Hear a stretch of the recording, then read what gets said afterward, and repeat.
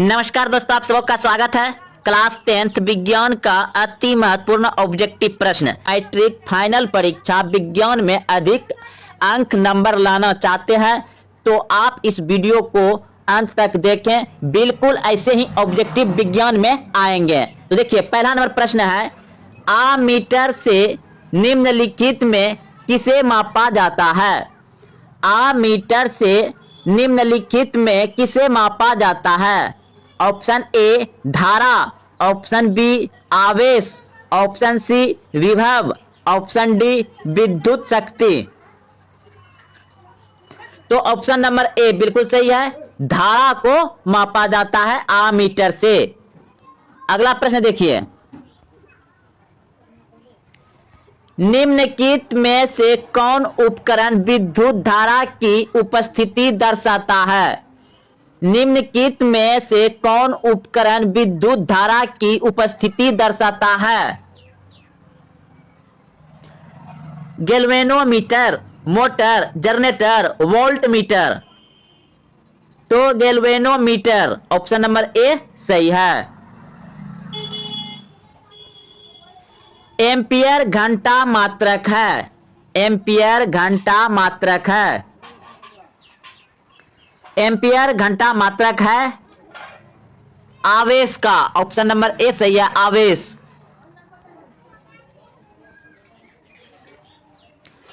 ऊर्जा का एसआई मात्रक होता है। ऊर्जा का एसआई मात्रक होता है। Option A calorie, option B joule, option C ताप, ऑप्शन डी इनमें से कोई नहीं। ऊर्जा का एसआई मात्रक होता है जूल। ऑप्शन नंबर बी सही है, जूल। आवेश का मात्रक है। आवेश का मात्रक है। Option a coulomb, option B volt, option C ampere, option D इनमें से कोई नहीं। आवेश का मात्रक है क्लोम। ऑप्शन नंबर ए सही है। अगला प्रश्न देखिए, एक वोल्ट कहलाता है। एक वोल्ट कहलाता है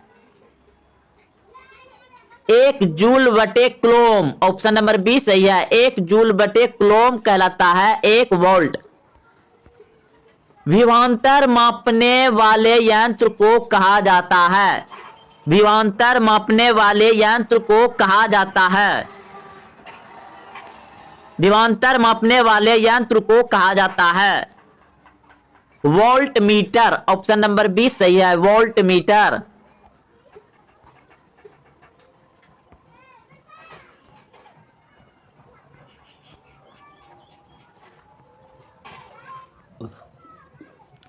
किसी वस्तु का प्रतिबिंब आंख के जिस भाग पर पड़ता है वह है। किसी वस्तु का प्रतिबिंब आंख के जिस भाग पर पड़ता है वह है। Option A cornea, option B retina, option C पुतली, ऑप्शन डी आइरिस।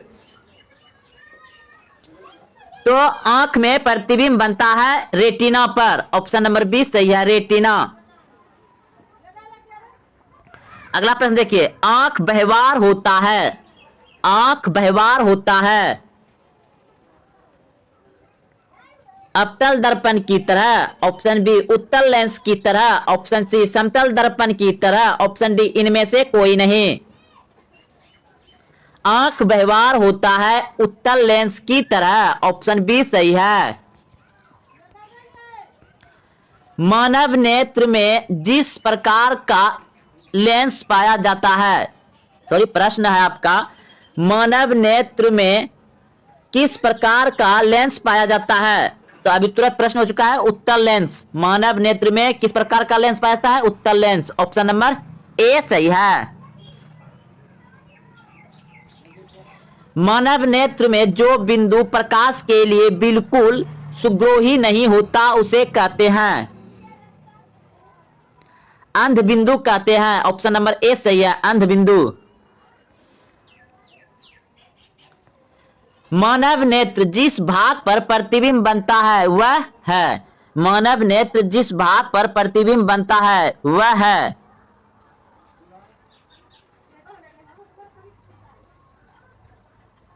तो दृष्ट पटल, ऑप्शन नंबर ए सही हो जाएगा, दृष्ट पटल, यानी रेटिना को ही दृष्ट पटल कहा जाता है, ऑप्शन डी सही है। सामान्य नेत्र आंख की रेटिना पर बनने वाला प्रतिबिंब होता है। सामान्य नेत्र आंख की रेटिना पर बनने वाला प्रतिबिंब होता है।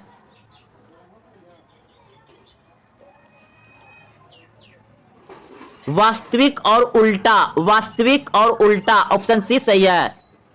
सामान्य नेत्र आंख की रेटिना पर कैसा प्रतिबिंब बनता है? वास्तविक और उल्टा, ऑप्शन सी सही है। वास्तविक और उल्टा आंख में प्रतिबिंब बनता है रेटिना पर।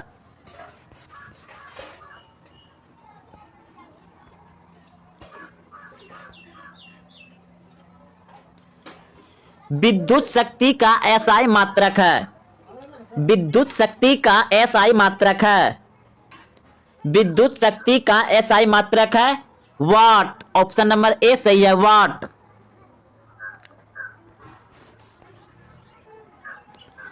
एक किलोवाट घंटा का व्यवहारिक मात्रक क्या है? एक किलोवाट घंटा का व्यवहारिक मात्रक क्या है?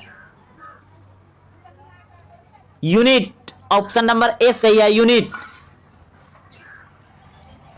एक जूल का मान होता है, एक जूल का मान होता है, एक जूल का मान होता है 0.24 कैलोरी, ऑप्शन नंबर बी सही है, 0.24 कैलोरी। रेटिना पर किसी वस्तु का उल्टा तथा वास्तविक प्रतिबिंब किसके द्वारा बनता है? अभिनेत्र लेंस, ऑप्शन नंबर सी सही है। निम्नलिखित में से कौन नेत्र का रंगीन भाग होता है? निम्नलिखित में से कौन नेत्र का रंगीन भाग होता है? परितारिका, परितारिका, ऑप्शन नंबर सी सही है। एक स्वस्थ आंख के लिए स्पष्ट दृष्टि की अधिकतम दूरी, एक स्वस्थ आंख के लिए स्पष्ट दृष्टि की अधिकतम दूरी, अधिकतम पूछा जाए तो अनंत, अधिकतम पूछा जाए तो अनंत, और निकटतम पूछा जाए तो 25 सेमी होगा। निकटतम 25 सेमी और अधिकतम पूछेगा तो अनंत, ऑप्शन नंबर डी सही है, अनंत। सूर्य से आने वाला प्रकाश पुंज कैसा है? सूर्य से आने वाला प्रकाश पुंज कैसा है? सूर्य से आने वाला प्रकाश पुंज कैसा है? समांतर प्रकाश पुंज है, समांतर प्रकाश पुंज है, ऑप्शन नंबर सी सही है, समांतर प्रकाश पुंज। प्रकाश की किरणें गमन करती है, प्रकाश की किरणें गमन करती है, प्रकाश की किरणें गमन करती है सीधी रेखा में, ऑप्शन नंबर ए सही है, सीधी रेखा में।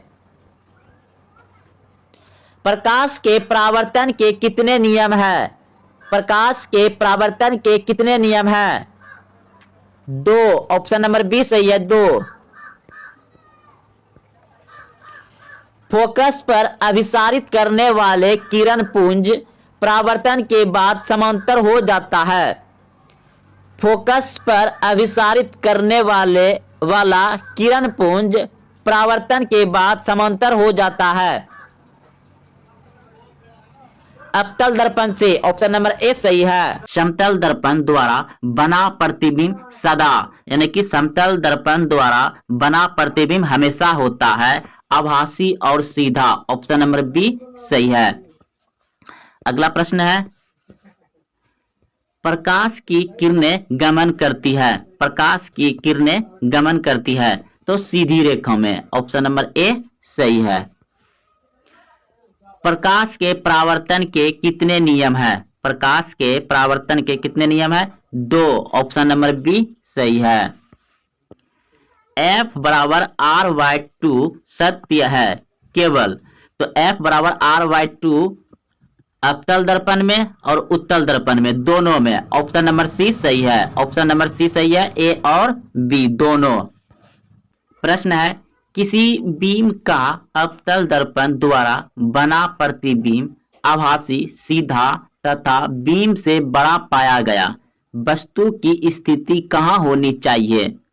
तो ऑप्शन नंबर डी बिल्कुल सही है, दर्पण के ध्रुव तथा मुख्य फोकस के बीच होनी चाहिए। दर्पण की चौड़ाई को दर्पण का कहा जाता है। दर्पण की चौड़ाई को दर्पण का कहा जाता है द्वारक। ऑप्शन नंबर बी सही है, द्वारक कहा जाता है। किसी दर्पण का उपयोग सामान्यतः वाहनों का पार्श्व दृश्य दर्पण के रूप में किया जाता है। किसी दर्पण का उपयोग सामान्यतः वाहनों का पार्श्व दृश्य दर्पणों के रूप में किया जाता है। उत्तल दर्पण ऑप्शन नंबर सी सही है। दाढ़ी बनाने में किस प्रकार के दर्पण का उपयोग किया जाता है? दाढ़ी बनाने में किस प्रकार के दर्पण का उपयोग किया जाता है? तो अवतल दर्पण ऑप्शन नंबर ए सही है, अवतल दर्पण। गोलीय दर्पण की वक्रता त्रिज्या 40 सेंटीमीटर हो तो उसकी फोकस दूरी क्या होगी? गोलीय दर्पण की वक्रता त्रिज्या 40 सेंटीमीटर हो तो उसकी फोकस दूरी क्या होगी? तो आधी हो जाएगी। ऑप्शन नंबर सी बिल्कुल सही है, 20 सेमी हो जाएगा, 20 सेमी। अगला प्रश्न है, निम्न में से किस दर्पण की फोकस दूरी धनात्मक होती है? निम्न में से किस दर्पण की फोकस दूरी धनात्मक होती है? ऑप्शन नंबर बी बिल्कुल सही है, उत्तल दर्पण की फोकस दूरी धनात्मक होती है। उत्तल दर्पण की फोकस दूरी धनात्मक होती है। रोगियों के नाक, कान, गाल आदि की जांच के लिए डॉक्टर प्रयोग करते हैं। रोगियों के नाक, कान, गले आदि की जांच के लिए डॉक्टर प्रयोग करते हैं। अवतल दर्पण ऑप्शन नंबर ए सही है, अवतल दर्पण। निम्न में से किस लेंस की फोकस दूरी धनात्मक होती है? उत्तल लेंस की फोकस दूरी धनात्मक होती है। ऑप्शन नंबर बी सही है। किस अवतल लेंस के लिए फोकस दूरी होती है? किस अवतल लेंस के लिए फोकस दूरी होती है? ऋणात्मक। ऋणात्मक। किसी अवतल लेंस के लिए फोकस दूरी होती है ऋणात्मक। अवतल उत्तल का होता है फोकस दूरी धनात्मक और अवतल का होता है ऋणात्मक। किसी लेंस द्वारा उत्पन्न आवर्धन का एसआई मात्रक क्या है? मात्रविहीन। ऑप्शन नंबर डी सही है, मात्रविहीन। याद रखिएगा, किसी लेंस द्वारा उत्पन्न आवर्धन का एसआई मात्रक क्या होता है? आवर्धन का एसआई मात्रक होता है मात्रविहीन। ऑप्शन नंबर डी सही है। लेंस में मुख्य फोकस की संख्या कितनी है? लेंस में मुख्य फोकस की संख्या कितनी है?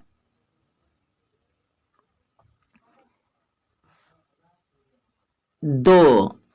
ऑप्शन नंबर ए सही है, 2। लेंस में मुख्य फोकस की संख्या कितनी होती है? 2। ऑप्शन नंबर ए सही है। निम्नलिखित में किस माध्यम में प्रकाश की चाल सबसे अधिक है? प्रकाश की चाल सबसे अधिक है निर्वात में। ऑप्शन नंबर डी सही है। निम्नलिखित में कौन लेंस की क्षमता का मात्रक है? निम्नलिखित में कौन लेंस की क्षमता का मात्रक है? डायोप्टर। ऑप्शन नंबर सी सही है, डायोप्टर। निम्नलिखित में से किसका अपवर्तनांक सबसे अधिक होता है? सबसे अधिक होता है निम्नलिखित यानी कि नीचे जो 4 ऑप्शन दिए गए इन 4 में से किसका सबसे ज्यादा अपवर्तनांक अधिक है? तो हीरा। ऑप्शन नंबर डी सही है, हीरा का सबसे अधिक अपवर्तनांक होता है। निम्नलिखित में से किस लेंस को अभिसारी लेंस कहते हैं? निम्नलिखित में से किस लेंस को अभिसारी लेंस कहते हैं? उत्तल, ऑप्शन नंबर ए सही है। उत्तल लेंस को अपसारी लेंस कहते हैं। निम्नलिखित में से कौन लेंस का आवर्धन m होता है? तो m बराबर होता है v/u, ऑप्शन नंबर डी सही है। प्रकाश संश्लेषण के समय हरे पौधे कौन सी गैस छोड़ती है? प्रकाश संश्लेषण के समय हरे पौधे कौन सी गैस छोड़ती है? और याद रखिए प्रकाश संश्लेषण कब होता है? तो सिर्फ दिन में होता है और सबसे अधिक होता है सुबह शाम लाल प्रकाश में प्रकाश संश्लेषण। तो इस प्रश्न का उत्तर हो जाएगा आपका ऑप्शन नंबर सी, बिल्कुल सही है। सी, ऑप्शन नंबर सी बिल्कुल सही है। O2 यानी ऑक्सीजन छोड़ता है। अगला प्रश्न देखिए, संसार का सबसे कठोरतम पदार्थ कौन सा है? संसार का सबसे कठोरतम पदार्थ कौन सा है? तो पदार्थ पूछा गया है तो हीरा हो जाएगा, ऑप्शन नंबर ए सही है। संसार का सबसे कठोरतम पदार्थ है हीरा, ऑप्शन नंबर ए सही है। एक अश्व शक्ति बराबर कितना वाट होता है? एक अश्व शक्ति बराबर कितना वाट होता है? 746 वाट, ऑप्शन नंबर सी सही है। 746 वाट होता है एक अश्व शक्ति बराबर। तड़ित चालक के खोज किसने किया था? तड़ित चालक के खोज किसने किया था? बेंजामिन फ्रैंकलिन ने किया था, ऑप्शन नंबर सी सही है। बेंजामिन फ्रैंकलिन ने किया था तड़ित चालक की खोज। विश्व जल दिवस किस तिथि को मनाया जाता है? विश्व जल दिवस किस तिथि को मनाया जाता है? 22 मार्च, ऑप्शन नंबर ए सही है। 22 मार्च। लेक्टोमीटर से किसकी शुद्धता मापी जाती है? लेक्टोमीटर से किसकी शुद्धता मापी जाती है? दूध, ऑप्शन नंबर ए सही है। दूध। लेक्टोमीटर से किसकी शुद्धता मापी जाती है? दूध। यह प्रश्न हो गया। यूरेनियम की खान कहां पर स्थित है? यूरेनियम की खान कहां पर स्थित है?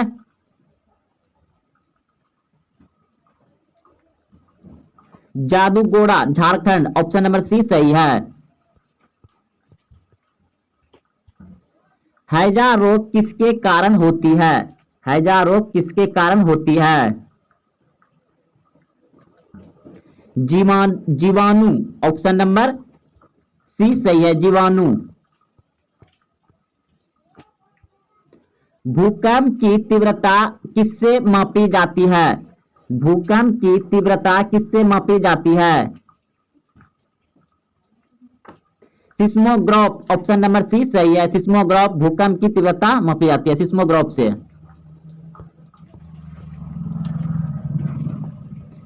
एक अश्व शक्ति यानी एक एचपी बराबर कितना होता है? तो 746 वाट, ऑप्शन नंबर सी। यह प्रश्न भी हो चुका है। एक अश्व शक्ति बराबर 746 वाट।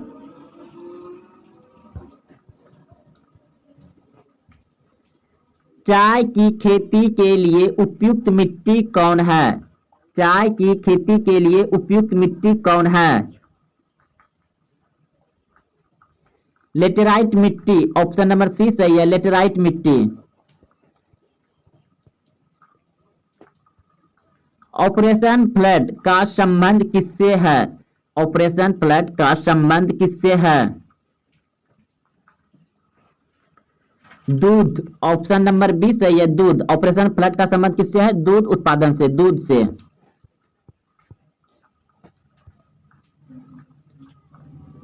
सौर मंडल की खोज किसने किया था?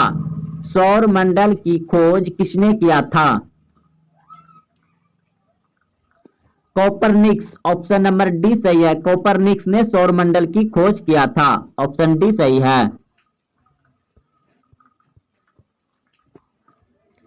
रतौंधी किसकी कमी के कारण होती है? रतौंधी किसकी कमी के कारण होती है? Vitamin a, vitamin b, vitamin c, vitamin d. रतौंधी किसके कमी के कारण होती है? विटामिन ए के कमी से रतौंधी होता है, ऑप्शन ए सही है। और विटामिन डी जो कहां से प्राप्त होता है? तो सूर्य के प्रकाश से।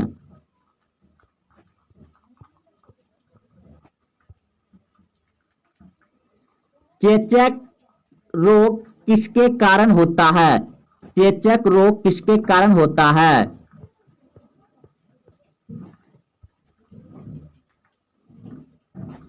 चेचक रोग किसके कारण होता है? विषाणु, ऑप्शन नंबर बी सही है, विषाणु।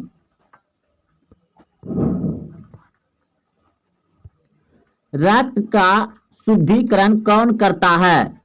रक्त का शुद्धिकरण कौन करता है?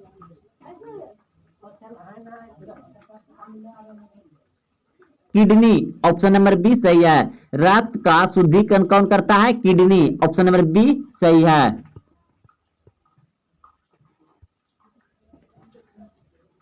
भाप इंजन की खोज किसने की? भाप इंजन की खोज किसने की? भाप इंजन की खोज किया था James Watt, option number B सही है, जेम्स वाट। एलपीजी में मुख्यतः कौन सा गैस उपस्थित रहता है? एलपीजी में मुख्यतः कौन सा गैस उपस्थित रहता है? एलपीजी में मुख्यतः कौन सा गैस उपस्थित रहता है? ब्यूटेन, ऑप्शन नंबर ए सही है, ब्यूटेन। बेकिंग सोडा का रासायनिक सूत्र क्या है? बेकिंग सोडा का रासायनिक सूत्र क्या है?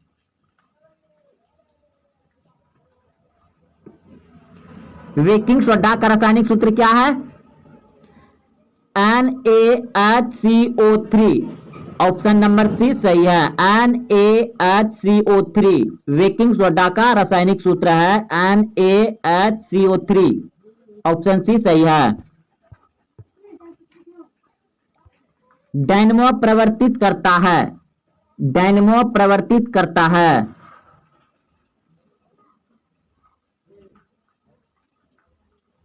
यांत्रिक ऊर्जा को विद्युत ऊर्जा में, ऑप्शन सी सही है।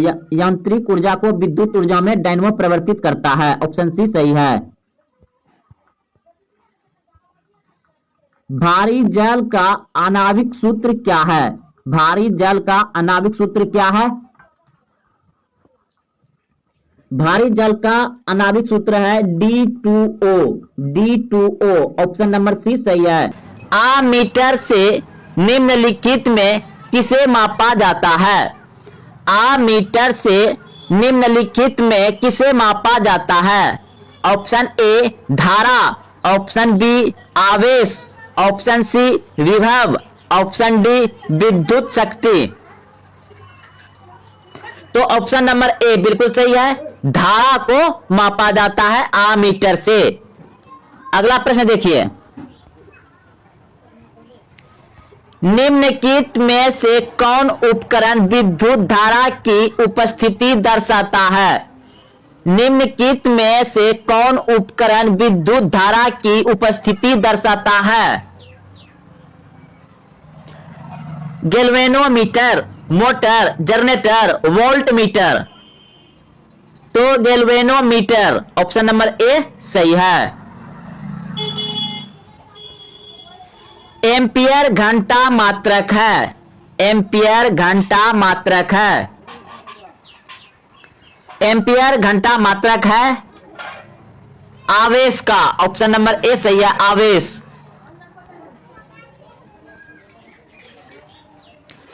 ऊर्जा का एसआई मात्रक होता है? ऊर्जा का एसआई मात्रक होता है?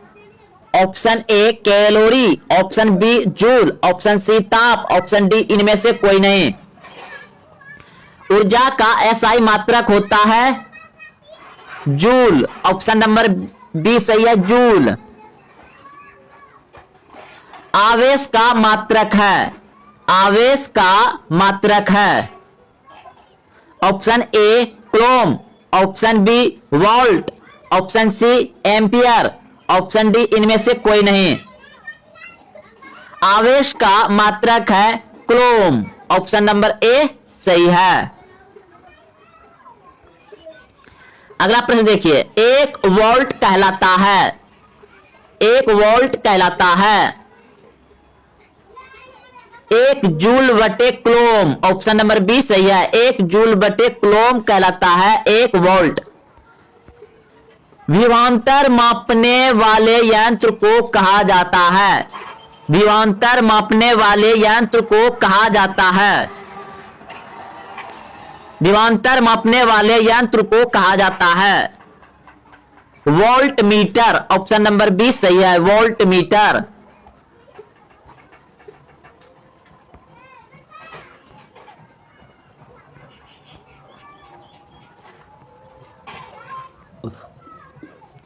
किसी वस्तु का प्रतिबिंब आंख के जिस भाग पर पड़ता है वह है, किसी वस्तु का प्रतिबिंब आंख के जिस भाग पर पड़ता है वह है, option A cornea, option B retina, option C पुतली, ऑप्शन डी आइरिस। तो आंख में प्रतिबिंब बनता है रेटिना पर, ऑप्शन नंबर बी सही है, रेटिना। अगला प्रश्न देखिए, आंख व्यवहार होता है, आंख व्यवहार होता है अवतल दर्पण की तरह, ऑप्शन बी उत्तल लेंस की तरह, ऑप्शन सी समतल दर्पण की तरह, ऑप्शन डी इनमें से कोई नहीं। आंख व्यवहार होता है उत्तल लेंस की तरह, ऑप्शन बी सही है। मानव नेत्र में जिस प्रकार का लेंस पाया जाता है, सॉरी प्रश्न है आपका, मानव नेत्र में किस प्रकार का लेंस पाया जाता है? तो अभी तुरंत प्रश्न हो चुका है, उत्तल लेंस। मानव नेत्र में किस प्रकार का लेंस पाया जाता है? उत्तल लेंस, ऑप्शन नंबर ए सही है। मानव नेत्र में जो बिंदु प्रकाश के लिए बिल्कुल सुग्रोही नहीं होता उसे कहते हैं अंध बिंदु कहते हैं, ऑप्शन नंबर ए सही है, अंध बिंदु।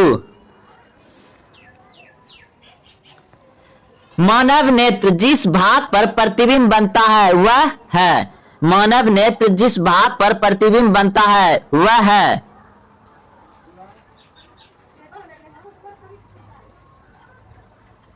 तो दृष्टपटल, ऑप्शन नंबर ए सही हो जाएगा, दृष्टपटल, यानी रेटिना को ही दृष्टपटल कहा जाता है, ऑप्शन डी सही है।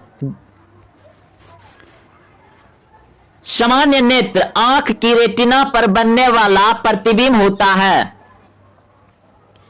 सामान्य नेत्र आंख की रेटिना पर बनने वाला प्रतिबिंब होता है।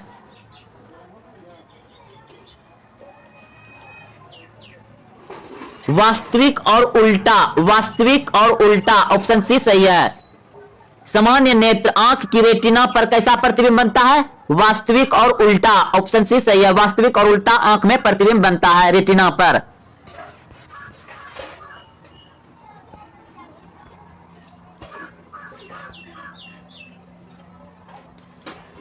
विद्युत शक्ति का एसआई मात्रक है, विद्युत शक्ति का एसआई मात्रक है, विद्युत शक्ति का एसआई मात्रक है वाट, ऑप्शन नंबर ए सही है, वाट।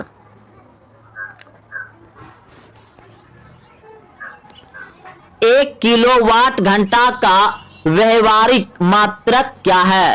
एक किलोवाट घंटा का व्यवहारिक मात्रक क्या है? यूनिट, ऑप्शन नंबर ए सही है, यूनिट। एक जूल का मान होता है, एक जूल का मान होता है, एक जूल का मान होता है 0.24 कैलोरी, ऑप्शन नंबर बी सही है, 0.24 कैलोरी। रेटिना पर किसी वस्तु का उल्टा तथा वास्तविक प्रतिबिंब किसके द्वारा बनता है? अभिनेत्र लेंस, ऑप्शन नंबर सी सही है। निम्नलिखित में से कौन नेत्र का रंगीन भाग होता है? निम्नलिखित में से कौन नेत्र का रंगीन भाग होता है? परितारिका, परितारिका, ऑप्शन नंबर सी सही है।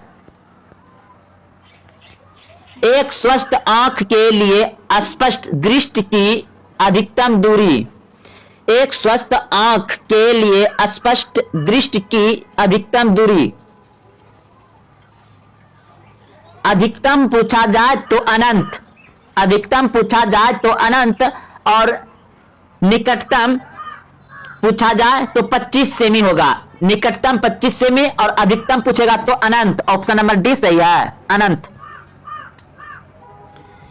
सूर्य से आने वाला प्रकाश पुंज कैसा है? सूर्य से आने वाला प्रकाश पुंज कैसा है?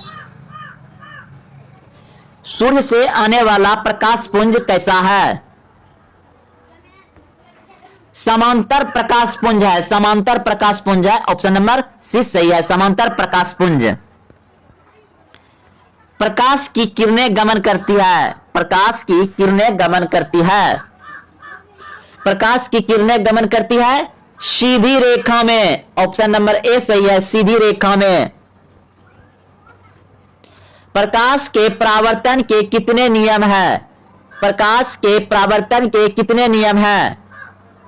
2। ऑप्शन नंबर बी सही है, 2। फोकस पर अभिसारित करने वाले किरण पुंज परावर्तन के बाद समांतर हो जाता है। फोकस पर अभिसारित करने वाला किरण पुंज परावर्तन के बाद समांतर हो जाता है। अवतल दर्पण से। ऑप्शन नंबर ए सही है। पारिस्थितिकी तंत्र में ऊर्जा का प्रवाह किस दिशा में होता है? पारिस्थितिकी तंत्र में ऊर्जा का प्रवाह किस दिशा में होता है? ऑप्शन ए एक देशीय, ऑप्शन बी द्विदेशीय, ऑप्शन सी बहुदेशीय, ऑप्शन डी किसी भी दिशा में नहीं। तो ऑप्शन नंबर ए बिल्कुल सही है, एक देशीय दिशा में होता है। ऑप्शन नंबर ए सही है। ओजोन परत पाया जाता है, ओजोन परत पाया जाता है। ऑप्शन ए वायुमंडल के निचली सतह में, ऑप्शन बी वायुमंडल के ऊपरी सतह में, ऑप्शन सी वायुमंडल के मध्य सतह में, ऑप्शन डी इनमें से कोई नहीं। ओजोन परत पाया जाता है वायुमंडल के ऊपरी सतह में। ऑप्शन बी सही है, वायुमंडल के ऊपरी सतह में ओजोन परत पाया जाता है। ओजोन परत किस हानिकारक विकिरण से पृथ्वी को सुरक्षा प्रदान करती है? ओजोन परत किस हानिकारक विकिरण से पृथ्वी को सुरक्षा प्रदान करती है? ऑप्शन ए अवरक्त विकिरण, ऑप्शन बी तापीय विकिरण, ऑप्शन सी पराबैंगनी विकिरण, ऑप्शन डी इनमें से सभी। तो ऑप्शन सी बिल्कुल सही है, पराबैंगनी विकिरण से पृथ्वी को सुरक्षा प्रदान करती है, यानी पराबैंगनी किरण से सुरक्षा करती है। पराबैंगनी किरण बहुत ही हानिकारक किरण है। अगर यह मनुष्य के त्वचा पर पड़ जाए तो ये कैंसर त्वचा कर सकता है, यानी ये सभी जीव जंतु के लिए बहुत ही खतरनाक पराबैंगनी किरण यानी पराबैंगनी विकिरण है, जो पृथ्वी का कवच बना हुआ है ओजोन परत। ओजोन परत पराबैंगनी किरण को पृथ्वी की सतह तक आने से रोक देती है। लेकिन आपको एक प्रश्न और पूछा जाएगा कि ओजोन परत को कौन हानि पहुंचा रहा है? तो CFC क्लोरोफ्लोरोकार्बन जो है कि ओजोन परत को हानि पहुंचा रहा है। और ओजोन परत हम लोगों के लिए क्या करता है, यानी पूरा पृथ्वी वासियों के लिए सुरक्षा प्रदान करता है कवच की तरह। किससे? पराबैंगनी किरण से बचाता है ओजोन परत। अगला प्रश्न देखिए। अगला प्रश्न है, निम्न में से कौन आहार श्रृंखला का निर्माण करता है? निम्न में से कौन आहार श्रृंखला का निर्माण करता है? ऑप्शन ए घास, गेहूं तथा आम। ऑप्शन बी घास, बकरी तथा मानव। ऑप्शन सी बकरी, गाय तथा हाथी।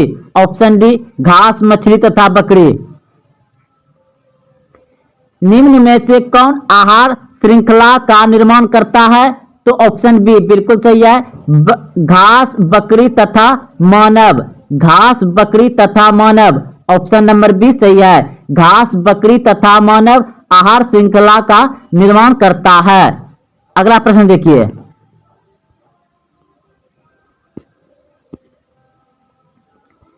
प्रश्न है निम्न में से कौन एक जैविक प्रक्रम द्वारा अपघटित होने वाला पदार्थ है?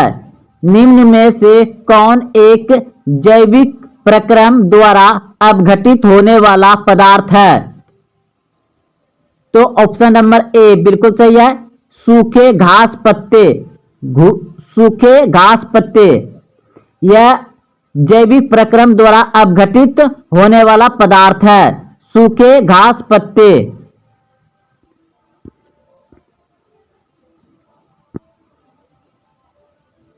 प्रकृति में पृथ्वी पर ऊर्जा का मुख्य स्रोत है। प्रकृति में पृथ्वी पर ऊर्जा का मुख्य स्रोत है। पृथ्वी पर ऊर्जा का मुख्य स्रोत है कोयला, सूर्य, पानी, लकड़ी।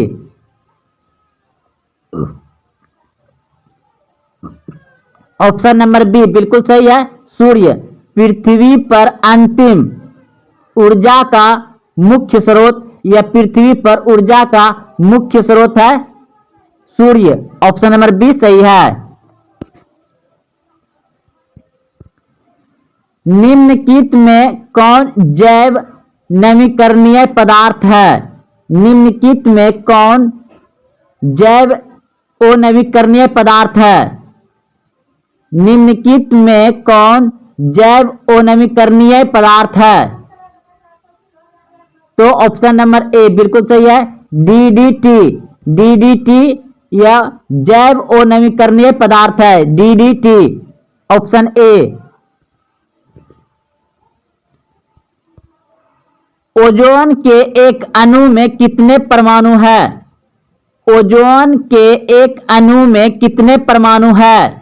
Option A 1, option B 2, option C 3, option D 4। यह प्रश्न देखिए 2011-12 में पूछे गए हैं। ओजोन के एक अणु में कितने परमाणु है? 3। ऑप्शन नंबर सी सही है, 3।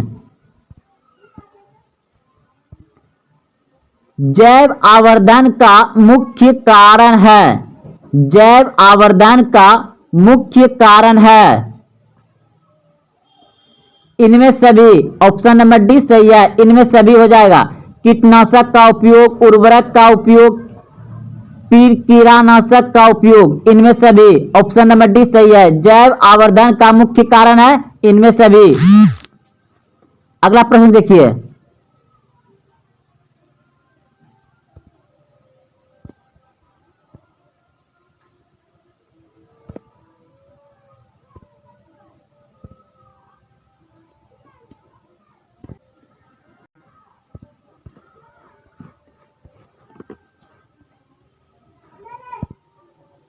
वायुमंडलीय ओजोन हमारे पृथ्वी के किससे रक्षा करती है?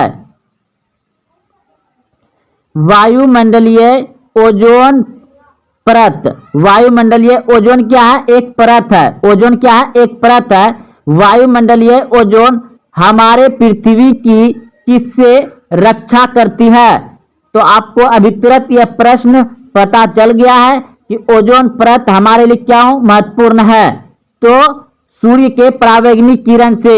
ऑप्शन नंबर डी सही है, सूर्य के परावैंगनिक किरण से। ऑप्शन नंबर डी सही है।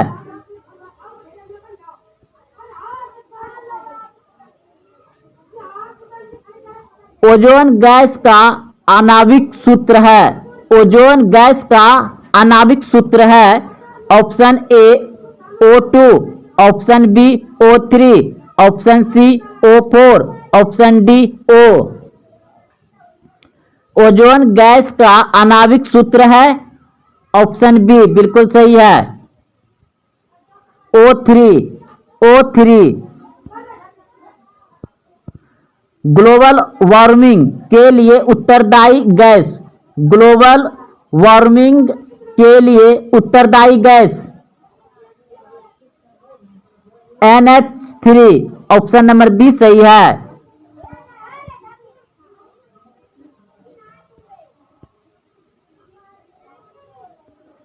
सॉरी प्रश्न का उत्तर हो जाएगा आपका ऑप्शन नंबर जो है सी होगा, सी।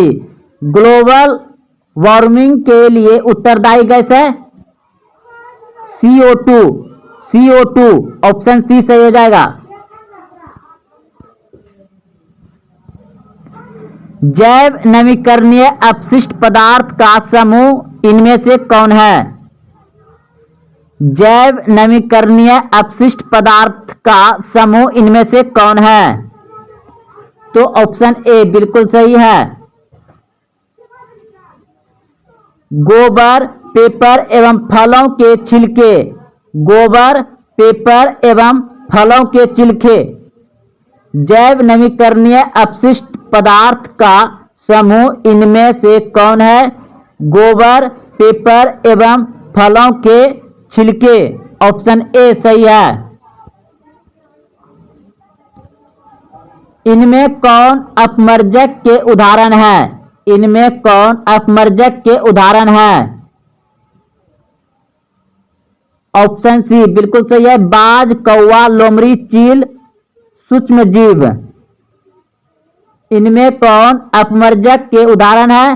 बाज, कौवा, लोमड़ी, चील, सूक्ष्म जीव, ऑप्शन सी सही है।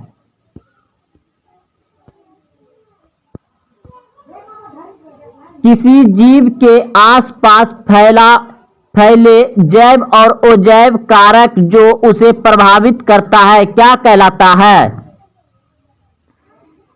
किसी जीव के आसपास फैले जैव और अजैव कारक जो उसे प्रभावित करते हैं क्या कहलाता है? पर्यावरण, ऑप्शन नंबर ए सही है। पर्यावरण यानी वातावरण, पर्यावरण यानी वातावरण।